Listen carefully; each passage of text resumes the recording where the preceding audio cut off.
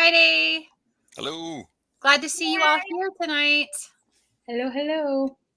So tonight we are going to be discussing why we prepare, what is the motivation, and why we should do it even as Christians, and then how to share the importance of prepping with others.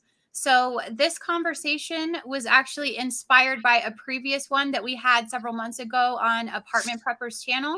And she suggested that we go ahead and do another spinoff, which I wholeheartedly agree to. So I have with me tonight 3 of my good friends, Apartment Prepper, Sassy Gal Prepping, and Prepper Dog. And I'm going to have each of them introduce themselves in just a minute. But first, I wanted to go ahead and say hi to some of you guys. And I wanted to make sure that you can hear me clearly. So if somebody could give me a 5x5 in the chat, that would be awesome. Before I talk anymore, because I'm good at that. We get going and then it's like, let's go here. I'm ready to go. I still don't see when. Give me a 5x5, somebody. Waiting for the 5x5. Waiting for the 5x5, guys. Oh, awesome. And they all come in at once. There you go. Yay, Yeah. thanks, y'all. All right. I'm going to scroll up to the top and make sure I don't miss anybody. So I see that Lucretia is here from Burning Up the Roads and Prepping. Nate is here. Uncle Al. Lee, hello, Lee. Good to see you from Cold War Prepper. Prepping with Sarge is here. Hello. Woo! Good to see you. Richard Moore, hello. Hi, Karen. Good to see you. In my crosshair, hello. Richard, oh yeah, we already said Richard Moore, didn't we? Matt Harris. He gets a double mention. He gets a double mention. Vancy, thank you for coming in and for helping mod. Hello, Rita. This Girl Preps. LG, hello. Annette Zarsky. Hi, Linda. Sierra Echoes here. X24 Reviews. Good to see you. And Daryl Calhoun is in here. So hello. Did I get Matt Harris? Hi, Matt Harris. Hi, Peaceful Monkey. All right. So let's go ahead. Hello, Silver Lining. So we're going to go ahead and... Uncle Al's here. Uncle Al. Uncle Al. Hello, Uncle Al. I think I said hello, but we never know with me. I see Mrs. Dog in there. Is Mrs. Dog in there too? Hi, Mrs. Dog. So awesome to see you. I know her. You may know who she is. Okay, guys. So what I'm going to do is open this up for some Q&A towards the end, just like I always do. So when I do, if you guys would go ahead and put those questions in all caps for me, that would be great. So let's go ahead and get started. Apartment Prepper, would you please? Sorry, I was laughing at what the GD Bacon said. What did he say? Oh, he says, Prepping with Sarge told me there was whiskey and wings here. Oh. He may have misled you on that one. Just a bit. There's a Diet Coke. Some water. So, Apartment Prepper, do you want to go ahead and tell us a little bit about yourself and your channel? Okay. For those of you who don't know me, I am the Apartment Prepper. I live in an apartment and I prep. That's kind of like my go-to statement. I live in a low-income building. I take care of a brother with special needs and a little dog and do my best to be prepared for whatever challenges life is going to throw my way and try to encourage others along the way. So that's me. Awesome. Sassy Gal Prepping, would you go ahead and do the same? Yes. Well, I'm Sassy Gal Prepping. I'm a sassy gal and I prep. Yes, she is. Let's see. Just for those of you that don't know me, I am a homeschool mom of 3. I don't tell some of this stuff half the time. But I also believe in being prepared for everything that life brings you spiritually, mentally, physically, and whatever else we can think of. So that's me. That's my channel. Great. Thank you. Prepper Dog, you want to go ahead and do the same thing? Hey, thanks for having me on here. I think these are great to have. And Prepper Dog here. Check me out if you haven't already. I know a lot of you already do, but and I appreciate that. I can't even remember how long I've had the channel going, but I think it's been about a year and a half. Anyway, but we talk about a lot of just all things preparedness, current events and everything from a Christian a standpoint, I like to include a verse or two in all of the videos. So my videos are not, I hardly edit. I really don't edit. They're just really pretty raw and pretty just informal. So Hmm. that's me. Wonderful. Yay. I wanted to say thank you to Prepping with Sarge. Thank you for the donation. It's greatly appreciated. Or freedom seeds. Yay! Yeah, we all need more of those, right? They might buy one. What? What'd you say? You might buy one. Well, there you go. One is better than none. I know, right? So my first question for the panel is, what motivated you to start prepping? I'll go first. Go first. Okay. That's an easy one for me. My mom, I've told this before. I've told it on someone's live. I don't remember whose. But my mom was what I called a prepper light. She did a little bit of prepping in case there was the storm for winters. You know, we always had the few extra cans of food, the extra can opener, the candles, flashlights. We always had a little drawer, or actually a shelf with all that stuff on it. So I kind of knew about that. But we had some hard times in the mid 20 teens when I moved home to take care of her because she was very ill. And I started prepping, not in the terms of prepping for the end of the world, but I started prepping as in, you know what, this is on sale. Let me buy extra. So in case we don't have any money next month, we've got the items anyway. And that's how I started. Mm-hmm. And that built up. And then in 2020, like a lot of other people, when that all happened, I just kind of went extra hardcore on it. So that's how it started for me. Mm-hmm. I can echo some of what you're saying. Wait, you're over here. There.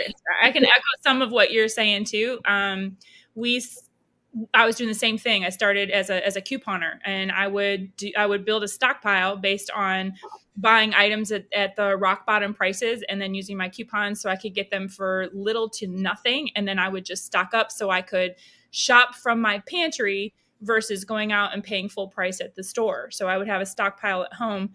And then, like you said, like when we got closer to 2020, and then just over the years, we built a mag group with some other people in our area. And I never really thought of prepping as a prepping thing. I don't know, as what people want to define it today as, like end of the world stuff, whatever. We were just being prepared for if there was a situation where we might need to get together with other people. And then we went hardcore the last couple years. I bought 3 more shelf units and boom, boom, boom. And started a channel. I did. I started a channel. I think for me, it's a couple of things. One is back in the Great Recession, the first Great Recession we had back in 2008. We really went through some rough times, very lean times. I had been laid off and I had never lost a job. It'd been years since I've worked. I've always been working. So that was a shock to me, so we really struggled. We really did. And so that really got me thinking, we don't have a safety net like we ought to. We need to be more stocked up.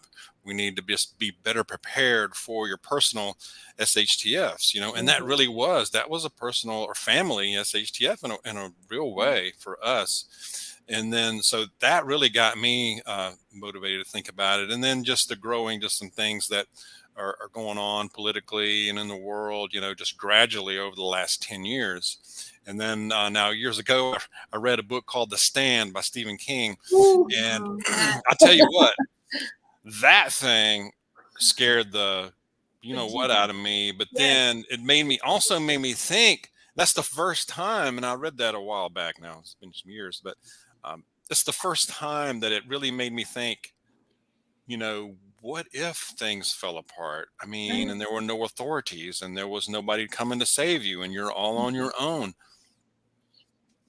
Yeah. I mean, maybe do some kind of preparation. So. Right. So, some of you have probably already heard this before, but I kind of grew up of the prepared mindset. So, we didn't really call it prepping, it's just what we did. And we always had extra food on hand and basic emergency supplies. And my mom was one of 12 children, so she remembers the food scarcity. And then my grandma on my dad's side lived through the Great Depression, so she went through all of that as well. And we acquired a lot larger pantry after my dad retired from the Navy. And because of having that as my example, it made sense that I did those things as well. And then, obviously, like the others were saying, in January of 2020, I felt that urgency to really elevate that preparedness level. So we upped our game. And that's when I started discovering all the different prepping channels that were out there. And I started realizing that I needed to figure out a lot more than just food and water and those basic preparedness tools. So that's kind of how I got started. So my next question for you guys is, why do you think that prepping is so important? Someone else can go first on that one. I mean, I think that it's, you just don't know what's going to happen. I think just the last 3 years have taught us that things can come out of nowhere and just slap you upside the head in a big way that you just never thought was possible. You may have heard for years this can happen, and you're like, that's not going to happen. Well, it happened. So I think that, number one, if you've lived through the last 3 years and you haven't at least thought about, okay, maybe I should be more prepared. I've never prepped before, but maybe I should be, then you really should rethink that. Sorry, Max wanted to say hi. Oh, Hi.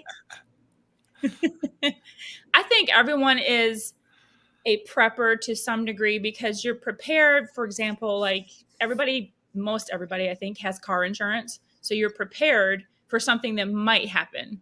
So your car insurance, or maybe you have health insurance. And so like, I'm not sick today, or I'm not in a car accident today, but I might be. And so if I was in a car accident, I would need this, this, this. Or if I happen to get sick, for example, I might break my leg. I need this, this, and this. And so we have those things in place. Retirement, Social Security, things like that. That's on a practical level. And everyone's a prepper. You're prepared for something that, like you said, prepper dog, something that might happen. You just don't know what's going to happen. So what do you have in place? What scenario? What scenario do you want to answer? Yeah. I know for me, it's just to be able to handle life's challenges. That's really what it's all about. I didn't start prepping because of the zombie apocalypse. I joke about it a lot on my channel, but yeah, that's not why I started prepping. I prep for just life. It's a part of my life. And so my life doesn't get upended more than, of course, it has been upended if y'all know my story. But besides that, just, so it doesn't get as upended as much, or you have a little bit more control over what's going on in your surrounding, in your bubble. Yeah. I'm going to echo some of that. I mean, I think that prepping is really important, especially right now. If for nothing else, it's a hedge against inflation. And it's protection if you have a personal shtf, like a job loss, a health crisis, or even if you experience a natural disaster in your area. And not only does prepping help you to have those extra supplies on hand, it helps you to develop those skills and the mental fortitude to be prepared for different crises. So it gives you that ability to navigate stressful situations with more ease because you've already been practicing what those types of challenges might look like. Right. So what would you guys say to fellow Christians who believe we shouldn't prep? I think that, you can look at examples like Noah and Joseph, of course. We talk about those, but it's almost like saying, I need a job and I want to find a job, but God's got me. He's going to provide for me. So I really don't need to do anything. I'm just going to sit on the couch and drink chocolate milk. So my question is, you still need to get off your butt and do something. So you still need to formulate and prepare a job search, and then you need to follow up with that. And then if you get an interview, then you need to prepare for the interview, and then you need to figure out and prepare for what you're going to wear to the interview, and then you're going Right. to follow up on the interview. So there's a lot of, you got to What a do great analogy, by you the got way. to do That's your awesome. part. So Yeah. you got to do your part too. And then, the angel Gabriel is not going to come down through heaven and And deliver Humana. the job offer to you, right there on your couch. It's not going to happen. Mhm. Vocational rehabilitation is my field. So going to work and working, that's my thing. So that's why I get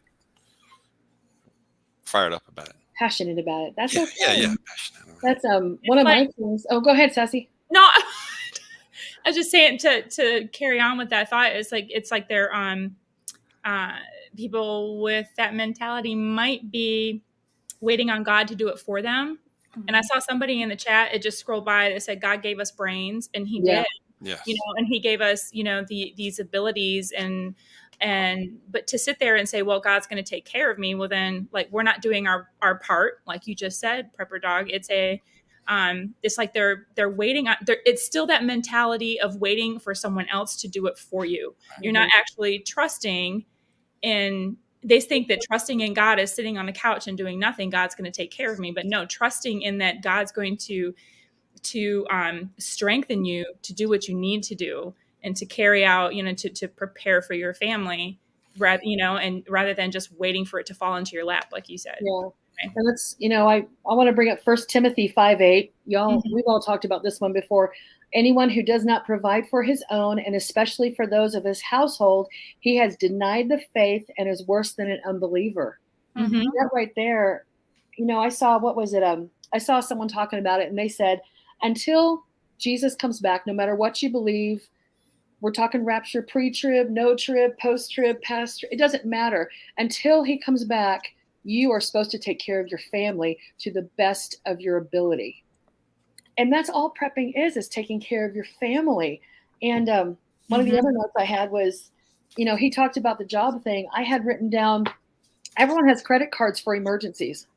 Oh, if the car breaks down, at least I have a credit card to maybe fix that muffler or whatever breaks down. If an appliance breaks down, well, thank goodness I have a credit card. I can go get a new washing machine. Not everybody, but a lot of people live like that, and Christians. Right. Why do you have a credit card? If you're trusting God in this one area, why aren't you trusting God for a car replacement or for an appliance? It's foolishness in my eyes to say, well, I'm going to just trust God for this area of my life.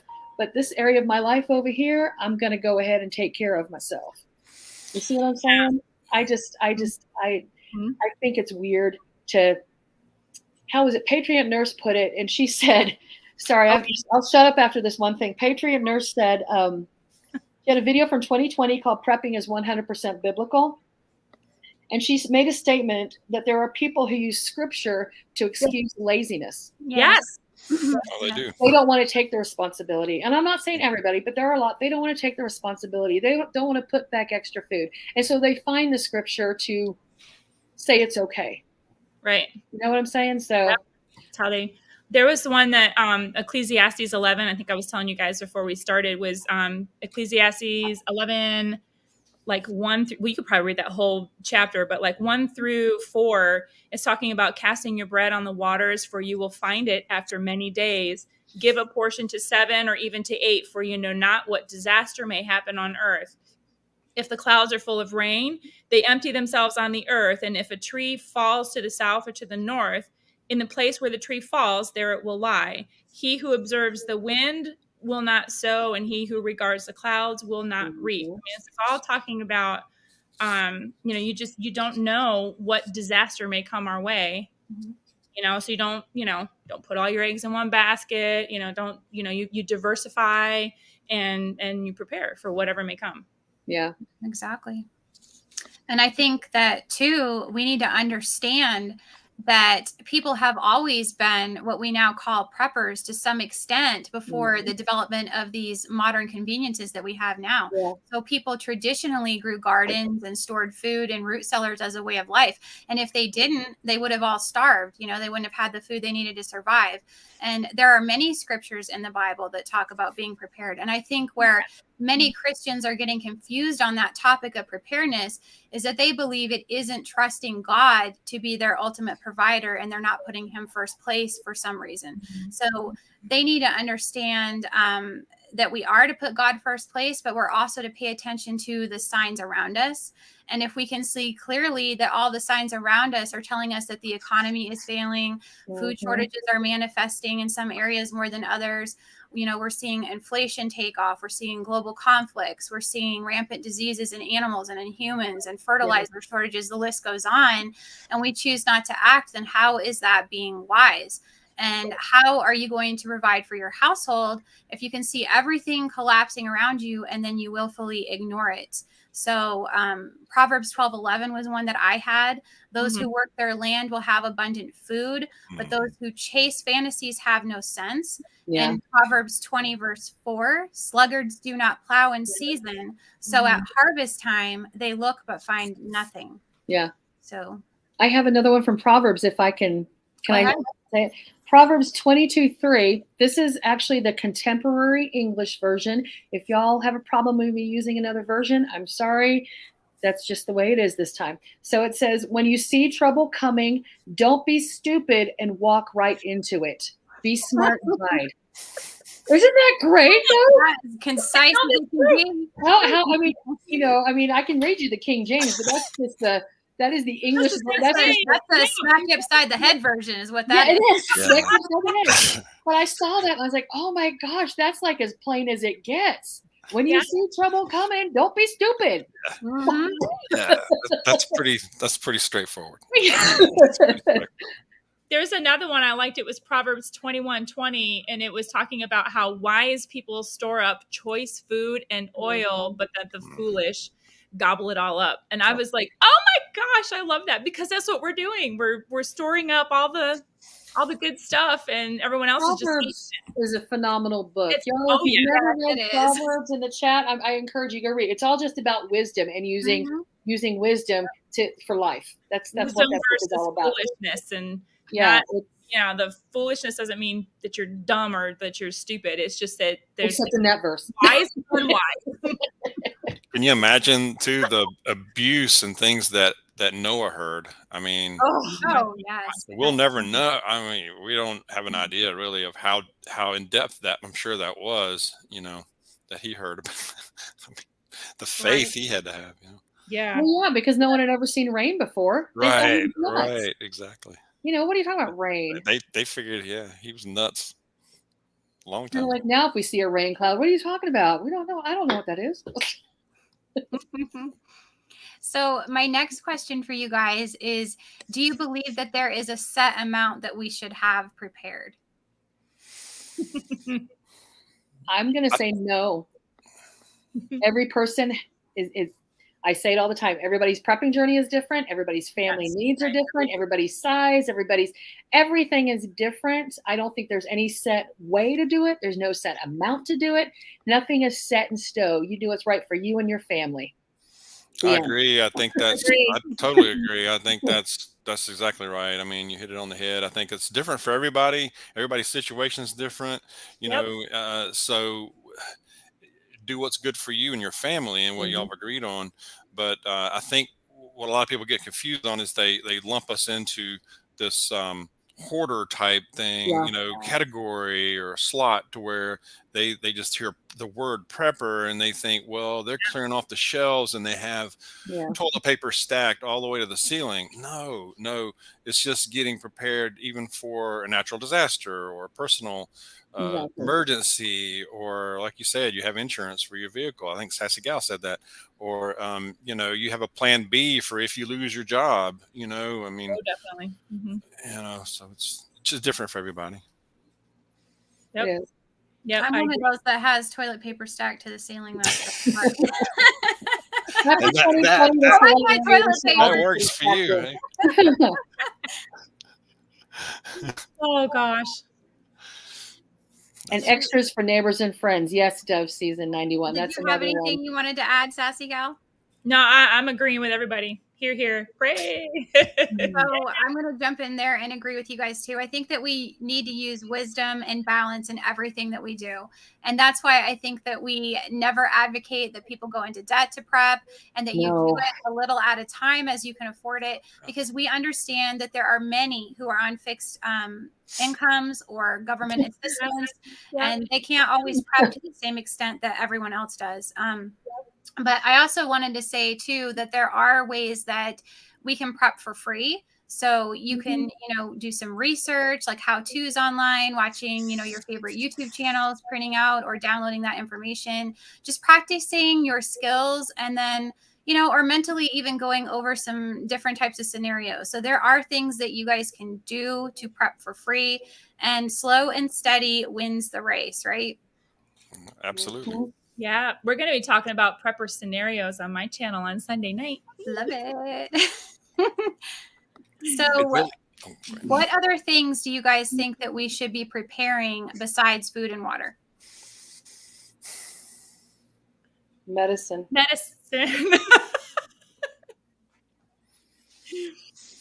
Yeah, medicines.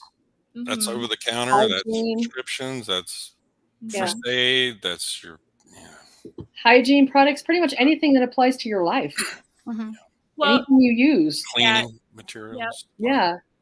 You said life apartment prepper, and I've been there was a big focus at the beginning of the year for us where we're talking about life insurances and retirements and things. My husband had a mini stroke the beginning of the year, and that just like can turn your whole world upside down. And so that got me looking at all of making sure that we had all of our things in place for what was to happen if something bad happened, if there was death involved. And I know this is like sad conversation here, but if it was, do we have everything that we have in place for me and the kids? Did we have it just got us looking at everything closer. So yeah, check on your your retirement and your savings and your life insurances and all that stuff. Have kind of a safety net. Work on a safe financial, kind of like what you're saying. Yeah. It's some kind of a net. Even if it's small. Even if it's, I don't know. Even if you just start with $50, or just build on it. And that way, if you have to have a car repair, that just comes out of left field, you're not expecting it, or you have to have some dental work you have to pay part of, then you can fall back on that instead of having to go to the credit card, and then you've got some savings or reserve to use, and then you can just fill that back up, or just try to after you've taken care of it. What I thought of is I think that we really need to be taking the time to acquire some of the basic skills that we need to survive. So what I thought of was things like self-defense, whether that's with a tool or not. Trying to learn to grow some food if you can. Not everybody can, so that's okay too. And getting some sort of basic medical training, I think, is going to be really important. And above everything that we do in the natural to prepare, I think we need to work on preparing our souls for eternity. And we can only do so much, and we desperately need God's help in what we're doing. And I know Apartment Prepper and I talked about this, that we'd rather have a small amount and have God involved in blessing it than to have a great amount prepared and not have him working on our behalf. Yeah. And it reminded me of the story of the widow woman who only had a little oil left, that she approached Elijah because a creditor had threatened to take both of her sons as payment. And he told her to go to all of the neighbors' homes and ask for as many empty jars as she could, and then pour that little oil that was remaining into those empty jars. And as each filled, to set them aside. And she obeyed, and she was able to have more than enough to pay off her debts and to live out her remaining years with her sons. So she had the faith that her little would multiply into much, and she put her trust in God. So we don't ever want to be fully reliant on ourselves. We always want him involved in every aspect of our lives. So the other question that I have for you guys is, do you think there's anything that you've purchased that you thought was a waste of money or other resources? Like something we purchased for prepping? Yeah. Yeah. For me, no. I don't think so. But I haven't done too many extravagant purchases. I do have 2 solar generators that I bought back with that, free government money. Well, we're paying for it now, but you know what I mean? That stuff back in 2020 and 2021, Right. I got 2 solar power banks, and I'm thankful for those, especially since I've had to use them. Mhm. So, and then I have a Berkey water filter that I haven't used recently. I've got to get it back out. I do have the gas masks with the ones you see in all the horror movies and stuff, the ones, and the filters. That's what the ones you see in all the apocalyptic end of the world. I have those, and they were very expensive. Again, bought with that wonderful government money. But I don't think it was a waste, because you never know. I think even if you haven't, even though you haven't used something, maybe not even at all yet, doesn't mean that it was a waste of money. I think it still is great to have. I mean, and that can be a tool. We should, if you have a protection tool, you should be learning it and practicing, but still you may not use it that much. But so it may seem at first like, well, I don't know, am I ever going to use that? Well, I'm still glad I have it. I mean, you just never know. It's a good insurance. Right. But, it's good to have. I know the Biggs Prep always says, like, I'd rather have it and not need it than need it and not have it. And, Exactly. so you may only have 1 of something and then 10 of something else, but, you may need that one thing one day. When I go to Aldi, when we go together, but I always grab 1 or 2 canned chicken, their little, the blue cans of canned chicken. Oh, yeah. And it's amazing how quickly it adds up, because we were, this wasn't too long ago, Mrs. Dog will laugh at this, but she was making chicken salad, and I said, you want me to go grab another can? She says, yeah, you know where it is, right? And I'm like, oh yeah, I know where it is. And she had been organizing everything. She's put shelves in. I mean, so I go back there and I'm like, I didn't realize we had that much. And I'm like, holy moly. I had to look at it. It adds up, doesn't it? And she walked back there and she goes, mm-hmm. But she's on board, of course. But it's amazing how quickly it does add up. I mean, I only grab 1 or 2. It's like, I guess we go to the store a lot. Dang. That's why the 5 cans a week is such a good idea for people, even like me on low budget, who can't get a lot. Get 5 cans a week. It adds up. It really does. It adds up. My husband went down. I have in the basement, I've got a lot of those shelves down there, and that's where a lot of our long-term storage is. And he asked if we had something, and I said, yeah, it's downstairs on the shelves or whatever. And he went down there, and he was down there for a little while, and he came back up and he says, I'm going to buy a shopping cart so he can go shopping down there. Hey. Right. And I was like, yay! Better to shop there than a store that maybe people are ransacking.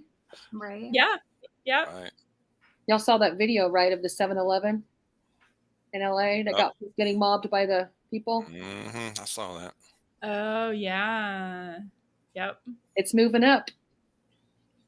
Mm-hmm. Yep. 7-Eleven, man. Yeah, it's not good.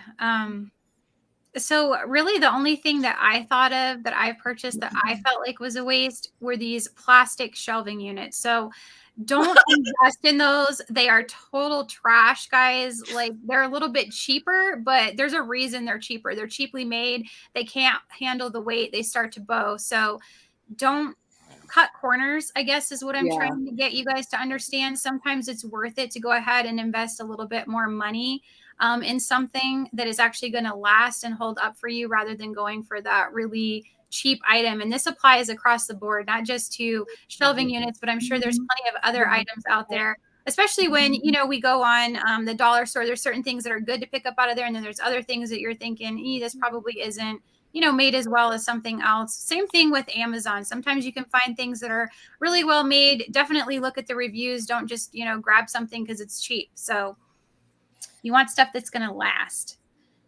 So my next question for you guys is, what's something significant that you have learned in your prepping journey? Something significant. I am going to quote Alaska Prepper: "Slow and steady wins the race." I like that. That's what I have learned. I've learned, I think, just first thing that really comes off the top of my head is communication, and keeping communication open with like all of your family. So we have, you know, kids. We're always talking about plans. We're talking about, you know, thinking through scenarios, and then communicating with the other people that are in our mag group. That's kind of where we're lacking, and that's where we're working on all of that. But communicating a lot, because things change, people's feelings change. You know, you want to talk about how people are feeling about what's going on, but also, you know, they always, you know, everybody sees me coming home, you know, and vacuum sealing stuff, or, you know, all this stuff. And, you know, they're like, "Are you okay, Mom?" And I'm like, "I'm fine. Are you okay?" You know, because, you know, so anyway, yeah, keeping communication open is so important so that everybody can stay on the same page. I think for me, the more I prep, the closer I feel like I'm walking with God and following Jesus. I really do. I really feel closer. And it's hard to describe, but I mean, I read the Bible more.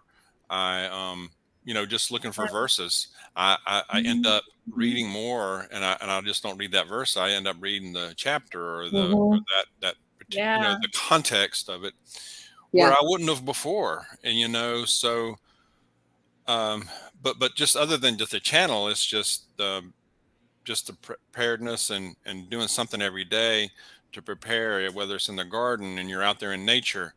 Then I start thinking of the Creator, and so I just feel that closeness more and more each as I go along. Yeah, that's great. Yeah, that's amazing. Great answers, guys. So for me, I think I've learned that you need to figure out what works for you when it comes to preparing. So there is a lot of gray area on many topics, and you really need to do your own research and not just take everyone else's word for it. Amen. Even with food storage, we don't all do things exactly the same way. And it's okay if you try something that's a little bit different sometimes and figure out what works for you.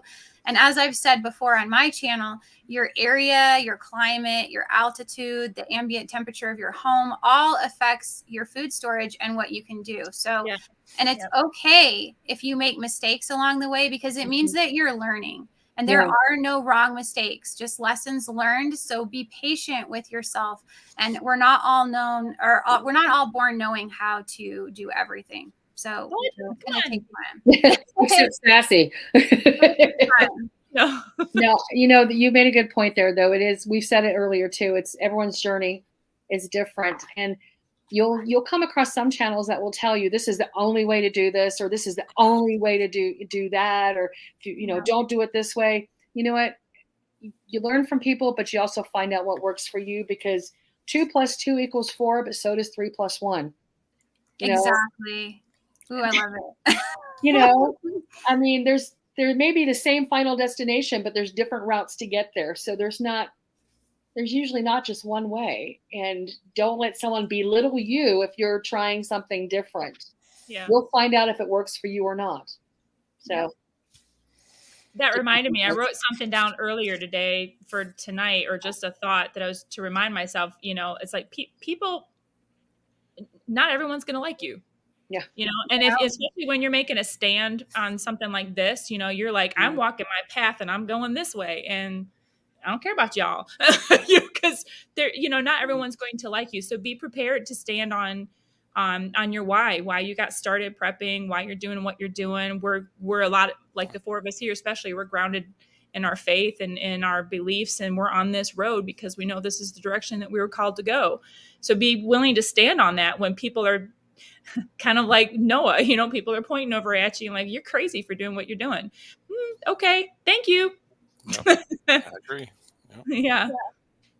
I think a lot of that applies to if you guys are considering starting a channel too, because you got to have some strong convictions. You got to know that people aren't all going to like you. It's just the reality of the world we live in, and everybody is ready to rip you to shreds more often than not. So just keep that in the back of your mind if that's something that you're considering.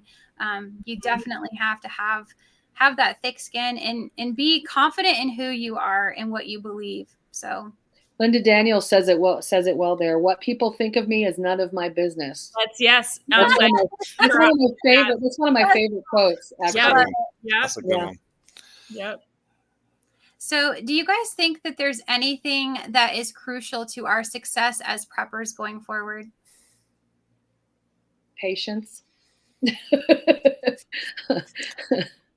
I think patience is key to life, though. So no matter anything you do, I think patience. I think just keeping the faith and just do something every day. Just keep on, take breaks, of course, and enjoy other parts of your life by all means, but just stay grounded in the faith and in the word, but just keep on keeping on, just keep your stacking, just be consistent. Did you have anything you wanted to add, Sassy? I just noticed Uncle Al's comment. It says common sense, and I have common sense up here on my it's like, common sense is crucial. But I'm right there with Prepper Dog and Apartment Prepper too, that just keep your focus on where it needs to be. For everybody that's different, but for me, and I think the rest of you guys, it's keeping it on God and what He wants me to do. So it's like, it's not what my path is going to be different than yours, like we've said tonight. How God leads and directs in my life is going to be different than yours. So my preps are going to look different, or my journey is going to look different, but we're still all journeying, doing the same thing. But yeah, keep the faith, definitely. And I think we're going to have to be willing to step outside of our comfort zones and do things that we're not exactly going to be perfect at right away. So as long as we continue to have that willingness to learn, no matter what our age is, I think that is going to be crucial to our success, not only as preppers, but as people. So the other thing is, I think we have to hold ourselves accountable and make time for prepping. And one of the things I've been working on lately is just setting mini goals for myself. I think that is a great way that we can do that. Even if it's just one small thing that you're focusing on for that week, whether it's taking a class or practicing at the range or working on learning to garden, whatever it is, making time for it and taking those small steps forward. I love that. Yeah, good one. It's all about priorities. What's important to you, you'll make time for. And if it's a priority, you will make time for it. Mm-hmm. So do you guys have any suggestions as to how we can get others motivated to prepare? Alien invasion? Sorry. That's good. Gotta keep it it might take that to wake them up now. Well, we can't make anybody do anything. I guess just keeping communication lines open has always been my thing, so that when they get ready to ask questions, we'll be ready to answer. Mm-hmm. I think patient. I think being patient and keeping. I agree there. Keeping the communication lines open, but also, if nothing else, I try to get people to look at it from a practical point of view, just on even a small scale, like prepare for, we know inflation is not going to stop. So why not put a few extra back in the pantry? You can make a good argument for that, because the price now, or the price a few months ago was a lot cheaper. And so I'm eating that can of beans that I bought a month ago. It was, I buy that now, and look at the difference in price. So just even from a financial, from an inflation point of view, you can start there, and just work up. I think one now that's really more acceptable than it has been, and that's power outages. Yeah. You could have told someone to be prepared for a power outage a year or two ago, and they would have been like, yeah, whatever. Well, now after this summer, I think people are more open to listening and hearing what you have to say about maybe having some extra on hand for that type of situation and what they might need. And it could be, that kind of like a gateway into things. So it could be the open door to get them started, because power outages, they're already talking about winter and the electric bills going up and all kinds of stuff. So Yeah. I think just for your everyday friend or family member who just thinks prepping is stupid, that might be like the thing that they understand and will listen to more than anything else right now. I don't know. I agree. Yeah. Hi, Hudson Valley Prepping and Survival. I saw you popped in here, and I didn't get a chance to say hi to you the last time, so I definitely wanted to say hi to you. Thank you for coming in, for stopping by. So I guess what I thought of is, I know we all have channels, and that's one way we're trying to help motivate people to prepare, right? But I also think finding those small opportunities to speak to someone in line at a grocery store or another place of business. So just dropping some sort of subtle hints about picking up a little extra because of shortages, or even, mentioning the elevation in crime and the need for self-defense. And then still speaking to family members that aren't prepared, just in a casual conversation. And I think sometimes just letting them know that, hey, I heard you purchased this, and that's really great because of XYZ, and using encouragement as a motivator as well. Because I think a lot of us get so used to coming at everyone like a ton of bricks. And sometimes we need to back off and be a little less abrasive and more encouraging, especially when we do notice that they're making those small strides in the right direction. So we don't all come to the realization that prepping is important on the same timeline. And we're not all at the same level of preparedness in our preparedness journey. I mean, even us in the prepping community, we aren't. So we just need to be an example and be more open and willing to answer questions when they arise as well. So. Right. Yeah, that's a good point. What's that quote about? You get more something with honey than you do with what? I don't remember how the quote Catch goes. more flies with honey. Yeah. Then with vinegar, right? Yeah. That applies. It's that whole encouragement thing you were talking about. A lot of people receive encouragement more than they do a slap on the hand. They learn from that more. Exactly. Yeah. So the last question that I had for you guys is, do you believe that community is going to be the key to our success? That's a hard one for me to answer. I think community is important, but it's not something I am involved in really outside of YouTube. I have like y'all, but y'all can't help me in this situation because y'all are on the other side of the country. I don't have a local community. So for me, that's an area I need to work on. I think it's different depending on where you are, but I think as a whole, generally speaking, yes, I believe it is a key. I think even politically, I think you should be more involved and be more up to date on what's going on in your local community and in voting and know what's happening more so on that level than any other level, really. I mean, that's first, because that's right where you live, in your county, in your town, and who's running it and what's going on in it. So I think we should be hyper aware of what's happening around us, but also, who else is around you? Who can you get to know? Local farmers, local farmers markets, people that are around you. What kind of, you may not want to talk about, prepping with everybody in your neighbors, but at least get an idea of their strengths, and kind of what their mindset is about what's going on in the world right now. So you, at least if things go totally crazy, then you have some kind of idea of who you might be able to trust and who you really need to keep an eye on. That's tough. That is very difficult. That's tough, because I don't know who I was talking to earlier this week, but it was, we're saying, back during Depression days, the Great Depression, people were more community minded back then, and we are not that today. And so it would be really interesting to see if that kind of thing were to happen again. Would we pull together as a community? Like I'm just thinking about my own neighborhood right here. I mean, like, would we pull together? I really don't know. Maybe forced to. Well, yeah, maybe. And that Maybe. would Would be, we do it? and that could be, it may be messy a little bit, but I think the older people would pull together quicker Maybe.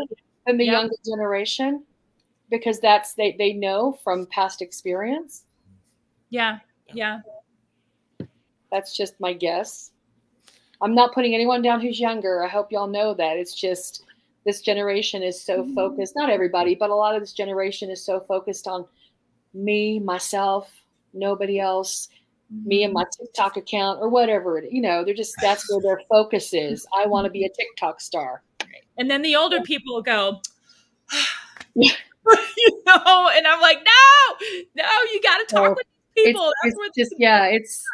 I think a lot of younger people, not all of them, but I think a lot of them, it would be a rude awakening if we really ever had a real SHTF devastating thing that needed, to pull together, because I just think it would be harder on them than older people. That's my 2 cents on that. Yeah. We have a lot of families in our neighborhood. Well, we've had a little bit of a turnover. We've had a lot of homes sell really fast. And we now have new families moving in. I see some families have kids, and then I don't know whoever else has moved in around, because they're on the opposite side. I can't see. Yes, I'd be nosy. But I mean, you go walking around the neighborhood and you're like, oh, that's a new family, what are they like? But I mean, it's your neighborhood. So you want to try to get to know those that are around you. And the ones when we moved in, all of our kids have graduated high school and they're in college, and people are changing. So now we're the older ones and we have younger families moving in. So I really don't know. Mm-hmm. So when I thought about this, I mean, I really think that community is going to be vitally important going forward, especially if they go ahead and collapse the dollar and they implement this new digital currency. And there are so many of us that have already decided that there's no way we want to be a part of that. So we're going to have to find a way of trading our skills, our labor, and our resources with one another if we're going to be truly serious about that. So in my opinion, we need to be doing everything that we can right now. And this isn't going to be about a few people getting together. It's going to take millions of us. So the only way that I've been thinking that we can really get to that point is if we all start becoming, ambassadors of change, and start trying to build those small groups in our immediate areas and then grow them so that we can integrate them in the future. And so one of the things I've been doing is I have just started meeting there's one individual in the chat. We've been doing virtual meetings. We're trying to get to know each other. And so if there are any of you in Colorado that are interested in something like this, please go ahead and email me now, because I am trying to take those steps and start doing them, in a small way. I'm not going to set up an event and have 500 people show up right off the jump, because I'm not comfortable doing that. But what I am going to do is start trying to set up maybe some bi-weekly virtual meetings where people who are in Colorado would like to just start to get together virtually, start to get to know each other, and start small, start from there, and make sure that we're all comfortable with each other before we start trying to set up any in-person meetings. But I think that's something that I want to do. It's something that I think is going to be really important. So yeah, if you guys are interested, go ahead and send me an email, because I want to get working on that. I have to work on my trust issues. And I think that's something that we're all I mean, it's understandable. It is really a situation where you could get yourself into some dangerous scenarios, right?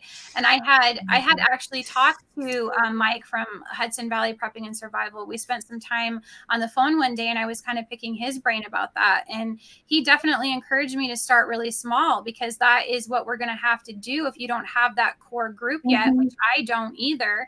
And you need to have that core group so that when you go into a large group setting like that, know who has your back, because you don't want to go in there and, like, you know, in our case, my husband has his concealed carry and we can carry, but if it's just him and I and there's a large group of people, you don't know that that's, you know, enough to take care of a potential threat. So having that core group ahead of time is going to be really important. So very true. There's something else you guys for, and I did this for being part of a, what do I want to say? Voting a certain committee type of group of people. I don't know what to say without really blowing it on YouTube, but there's an app and it's called Nextdoor. It's got like a little green icon with a little N on it. And if you get on there and you'll find others that are in your community, and you can connect with them in your neighborhood or in your community, you could search on there and see if there are any topics under prepping or preparedness or homesteading, and start building a group that's local to you, and it would be on there, and then you can have local meetups with these people. We used to have one. My husband and I used to be a part of one, and people have actually moved out of the area and gone their separate ways, and we've all lost touch with each other. But of course, we're all not local. So it's been a desire of mine to try to get people that I know are in this area that are like-minded to try to get together and do pretty much what Prepping by Faith is doing, but meeting face to face. We used to do it years ago, and we would get together and share ideas and experiences on how to pack up your food for long-term storage, and, you know, communications. People would talk to us about ham radios and stuff, you know, so it would be a good thing if you could find one and get one started. And I've been wanting to do it. I hate being the starter of everything around. Well, I tried to do that in my immediate area, and that was an epic fail. I'll just tell you that right now, because that was my own personal experience, though. That doesn't mean that it's going to be the same for everybody, but doing it in my immediate area was not working. I had actually met somebody through one of those apps, I think it was, and they had invited us over to a barbecue. So we went over to this barbecue. We got to know these people. She had a bunch of other neighbors over there, and everybody acted like they were all gung-ho. They wanted to do this stuff. And then I never heard from them again. So it was just one of those situations where they really want to talk a problem to death, but they don't really want to do the work to, you know, go ahead and start figuring out how you're going to, the nitty gritty of the whole situation. Exactly. So, and I find that a lot. I mean, I'm sure a lot of you guys see it in YouTube as well. We want to get on here and we want to talk it to death, but we don't really want to take the steps to fix the problem. And I'm to the point where it's like, I want a solution. I don't want to just talk about what's going wrong. We know what's going wrong. Let's figure out what's going right. Let's, you know, so that's we used to have, our group used to be through the church we used to go to. And it was, we had like 6 families, you know, and I think 4 of those families have moved out, and they're not local anymore. They've moved to other areas. So it's like, you know, I tried last year trying to get some other people together, but again, it's like, like you said, it's the getting everyone together, you know. Everyone's like, yes, I love that idea, but nobody wants to lead. Nobody wants to be the one to start it, you know, and be in charge of it, because then that's a commitment. Well, it's a lot more work. It's a lot more stress on that one person. And I think what we need is we need several people to step up and try to take charge of something like that. It should never fall on one person. It needs to be, you know. Right. And we used to meet we used to take turns, and we would meet at one person's house this time. And I remember one time we ate, I don't know if it was squirrel or rabbit or something we had, you know, when we were talking about stuff. And then we went to another person's house and we cooked out, and we had venison, and we did some other stuff there. You know, and then we met, you know, we rotated amongst the houses, and we did it like once a month. But, you know, again, that was about 10 years ago, and things have really changed since then. I think most people, I think the difficult thing is who to trust, especially right in your immediate area, right in your neighborhood, because once you start talking about that, you know, then you've revealed that you've had stuff. They've got stuff. Exactly. You know? So, you know, unless you really get to know somebody enough to where you do build the trust, and I have that, or we have that with some folks, but they're not right in this neighborhood. But you know, which is probably for the best. Yeah, I mean, so it's kind of it would be nice to have that right there where you live. I'm going to say this though. If anyone has seen, if anyone's seen the movie Trigger Effect, yeah. Do you remember the neighbors across the street when they found out that they had the generator? Mm-hmm. The main people almost flipped out that they had a generator and they weren't sharing. And you know, I think of stuff like that. That's the triggering thing. It would happen. Oh, it would happen. I tell you, Trigger Effect is a great movie from the 90s, all about people and how they react in a situation. Yes. When they don't know what's going on. Yeah. It's a really great movie. It was one of the first movies that kind of made me go, oh, holy crap.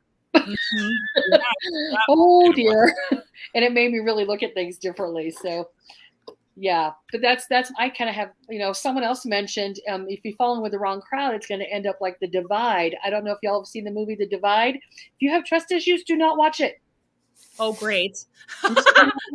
It's about a group that's thrown in together in a basement after an explosion type of thing. And it's not good, you know, because people are vying for control over each other and who's going to be in charge of the little bit of food rations and and I want this and I want that and you're in my way. And it's a very stressful, realistic though, from in my experience, type of movie. But yeah, if you have trust issues, don't watch it.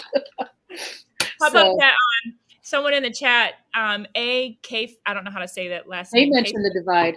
Yeah, well, they're talking about the Twilight Zone. Remember that episode where everyone in the neighborhood wants to get into that one person's bomb shelter, and then all of a sudden, the bomb. I remember how it ended. The bomb thing was called off, and then they're like, "Oh, sorry, sorry, we were mean to you, or whatever." It's like, yeah, get out. So sorry to sidetrack your life there. We're talking about movies and TVs. You know, with me, that's where it always goes. Which is why I'm starting a movie club for preppers. There you go. That will be a lot of fun, guys. So if you didn't know about that, that is something that Apartment Prepper is going to be hosting, right? We're going to do like a discussion where she's once a month. I'll recommend a movie, not something too depressing, but a movie related to prepping somehow. And at the end of the month, we'll get together and just chat about it, what we saw, what we liked, what we didn't like, what maybe we learned. Because even from Hollywood, you can learn some things and learn what not to do. I agree. I love it. I think it's a wonderful idea. Get some entertainment, take a little bit of break in the meantime. Yeah. So, guys, I'm going to go ahead and open this up to questions. If you guys had any questions for the panel. Renata Clark has a question for you. She was asking, should we hide food? Oh, yeah, you beat me to it. I had it written down. So, like, should you hide food in your house? What do you guys think about that one? Are you like hiding food from other people in your house or just in general? I think what she probably meant, considering when it was coming up in the conversation, was that, you know, you're hiding food. So in case someone might come in your home and see all the preps that you have, what do you think about having it in different locations? For example, I'm asking the questions. I hope I don't even know if she's still in here or not, but I'm adding to your question, Renata. But, you know, there has been talk about that. Like, let's say you have cable repair guy, whatever, coming into your house, or I should say person, sorry. But they're coming into your house and they got to repair your TV, but then they see over here, like, you've got, you know, this pantry full of stuff, you know, and if they have to access a different area of your house, maybe they see other stuff, like what's behind Prepping by Faith, right? Well, see, this room here that I'm in, yes, it's a study and it has French doors, but we have blinds on it. We keep all the blinds pulled in this room. This is a room that nobody goes into other than somebody who's going to be using a computer, which would be one of us, right? So I think that when you're thinking about where you're putting stuff, make sure you have doors and you have ways of closing off those areas. You keep things out of that, like what you were saying, if you had somebody just come into your home that's going to make a repair, so that it's not out in the open. I know I have a door on my pantry. I have I have a door on my coat closet where I have extra things. So just keeping things out of the way. You don't necessarily have to hide them per se, but just, you know, be more cognizant of the fact that you need to have some sort of a way of closing that off to where it's not directly in the line of sight, if that makes sense. Well, what about, so say we got somebody like Apartment Prepper here, her stuff is like usually in her videos, it's like right behind It's her. right behind me. But you know, when the maintenance guys come over, I actually like have a sheet that I kind of tie up around it. So they may know something's there, but they don't have a clue as to what it And is. you think it's like Yeah. extra, like It extra looks more like a curtain, and it Yeah, just like okay. a storage area. So I do that. Yeah, you definitely need to screen it from people coming in that need to do things. The only people who ever come into my apartment ever, because I don't know anybody here. So it's either just the maintenance man or like the, you know, every 3 months it's the people who do the, what do you call it, the insect stuff? Pest control.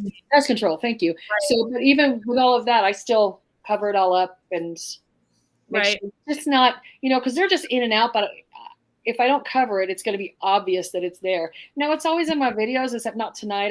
I turn the other way, but usually it's in the back of my videos. And I've had people yell at me, "Don't show your preps." And I'm like, you know what? If someone in Wyoming really needs my preps that bad, they can come to Utah and get them. I'm fine. Right. You know? And I know a lot of people advocate for going ahead and burying some of your stuff. And I think that's great if you guys live in more rural areas. But unfortunately, for those of us that live in more densely populated areas, that isn't really something we can do unless we had a bug out location. I've talked about this a little bit from my standpoint.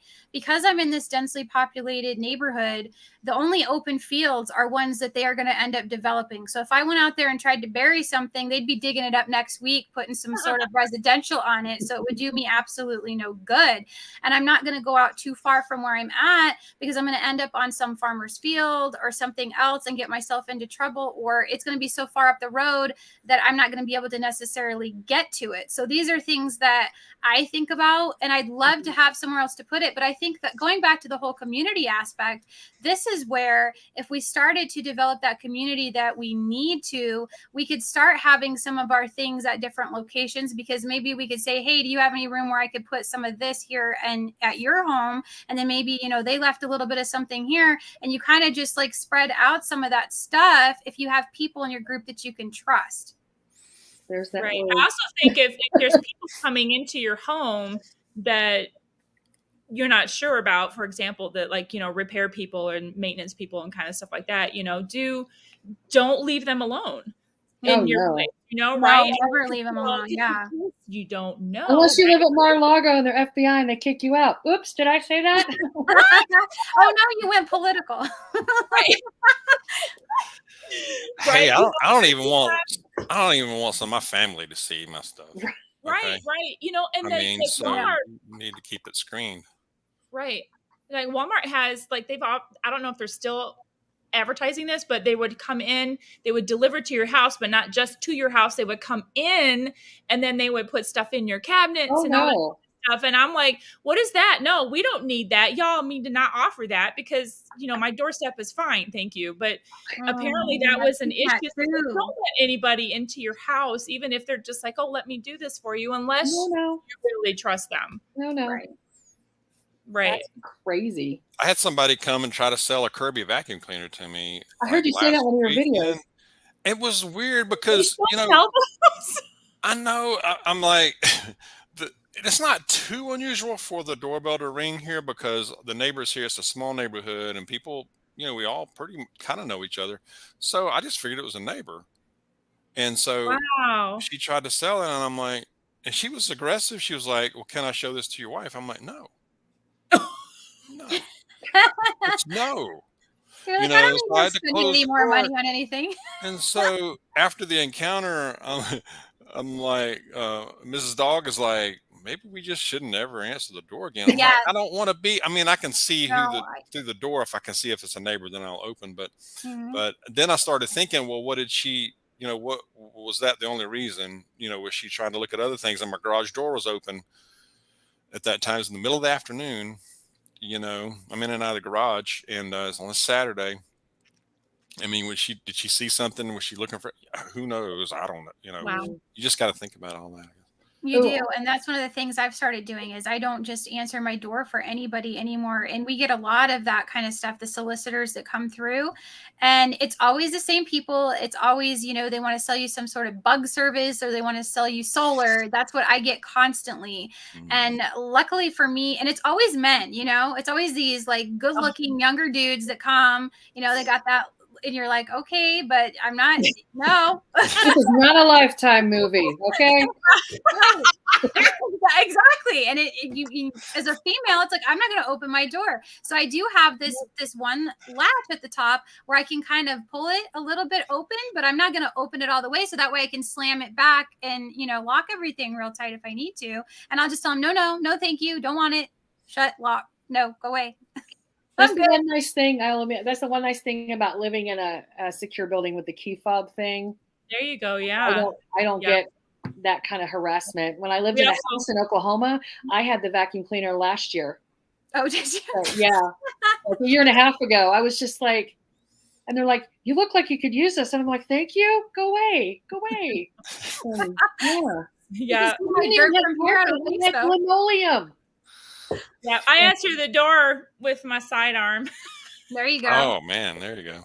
Because we can open carry in Virginia, and I also there's a little sticker on one of the windows down on the in our window, and it says "I protect and I carry" or something like that. Next time, get a fake tooth that sticks out kind of far, and be like, hey, "Can I help you?" I could be, or look like Annie Oakley when I answer the door, and it'll bleed again. Can I help you?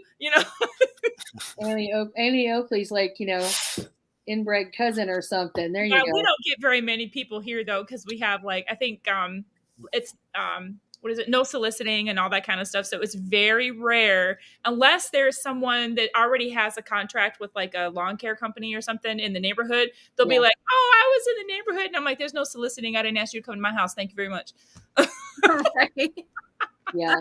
But see, I'm even that way with emails and stuff. I mean, Prepping by Faith knows it. I can get an email from a company that sounds reputable. Yeah. And I'm like, I don't even click on it. I will go and call the company, go to their website and call them and go, okay, like Seychelles, you know who Seychelles is, right? That drink bottle. Okay, they're contacting all the preppers right now. Hey, here's a free giveaway, at least on Instagram. Hey, do you want to do a free giveaway? And I saw that in my inbox and I was like, no, it's legit. I asked other people about that. Oh, I called them and asked, and then I said, "No, thank you. I'm not interested." Not that they're not a great company, but I I'm fine. So well, I'll be doing one soon. So good. See, that's how I am. Because they offered like free filters for a year or something, and I'm like, hey, okay, I'll take it. So, did you guys have any other questions for us in the chat? I didn't see anything pop up. Sorry, y'all. I didn't mean to I didn't either. Take that away there. I opened the door the same way John Wick does. I saw that. I love that. That's great. Yeah, big dogs. Our big dog, and Did you see this girl? Very loud. This girl prep says, "Have dueling banjos as your doorbell ring." I thought of that. We do have the ring system, and I think I've only used it like once or twice to actually talk through it to somebody. Puppy! I'm gonna show my baby because I never show her, and I've had people ask me before to see her, and then I never put her on the camera. So here is my little girl. Puppy time! I need to go get my dog. Puppy time! Yes. And you have a Cavalier too, huh, Sassy? I do. I have one that's Blenheim, the white and tan. You've got a black and tan? Is that what? Yes. Yeah, she's a little black and tan. So pretty. Dog, your dog isn't down by your feet tonight. I think she's out there with Mrs. Dog. Because usually I can hear her scratching. I think Mrs. Dog is going to bring her in, though. Here she is. Oh, there you go. Ella, come here. Right. The dog camera. My dog. Dog. Yeah. Oh, that's funny. 2 white dogs on this side. Hey, buddy. Hey, you want to say hello? Say hello. We mostly got little dogs, don't we? Here's Ella. This is Ella. Ella, this is the one that almost every video I make, she's at my feet. Yeah. Or she's scratching and you can hear her. She's trying to make her little nest down there. I never planned. Everyone knows I've heard me say this. I never planned on having a little white fluffy dog. It's the last thing I wanted, and now I wouldn't trade him for anything. Right? Yeah. I know. No. I grew up with German Shepherds. I never had a small dog until this one, and I love him. This is our second dog, and I didn't want a second dog. And because we had Teddy. Teddy's crazy. But we had Teddy, and Mrs. Dog is like, we need a second one because Teddy needs a companion. I'm like, no. I resisted for months, and finally, but now They're all crazy to now some you gotta extent. have her. Yeah. Oh, Glad. Bella. All right, guys. Well, I don't see any more questions popping in here. So, did you guys have anything else that you wanted to add before we went ahead and wrap this thing up? Because we are about an hour and going on. I'm about Yoda, so. Oh, there. Yoda is stepping in for your dog tonight. There you go. Oh, did you get him? Yeah, she doesn't. Elizabeth doesn't watch it, but. Oh, my okay. God. All 4 dogs at once. See? Here we go. Oh, cool. We're your dog people, y'all. We're your dog The people. ears. My dog does not like the camera. It's all puppies on the screen. Love it. Love it. Love it. Love it. Okay. Sorry, Max. All right. All right, guys. So as usual, I am going to go ahead and close. I usually close these live streams with a scripture. I know that's something that Prepper Dog loves to do on his channel as well. So if you guys are not subscribed to these channels, please go over and subscribe. They are awesome channels. They are good friends of mine. And so I'm going to go ahead and close with this. This is one that I found today that really ministered to me. It says, but may the God of all grace, who called us to his eternal glory by Christ Jesus, after you have suffered a while, perfect, establish, strengthen, and settle you. 1 Peter 5:10.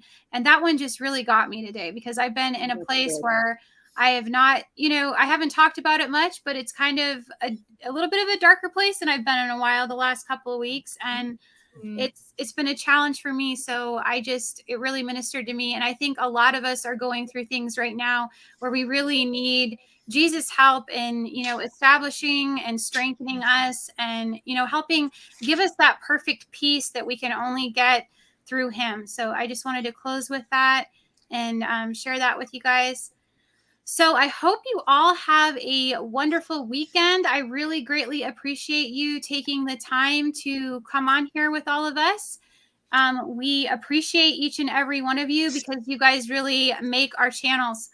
So, and big thank you to my panel for being here. Thank you to Vancity for helping mod. And I hope you all have a wonderful evening. Bye. Good night. Bye-bye. Night.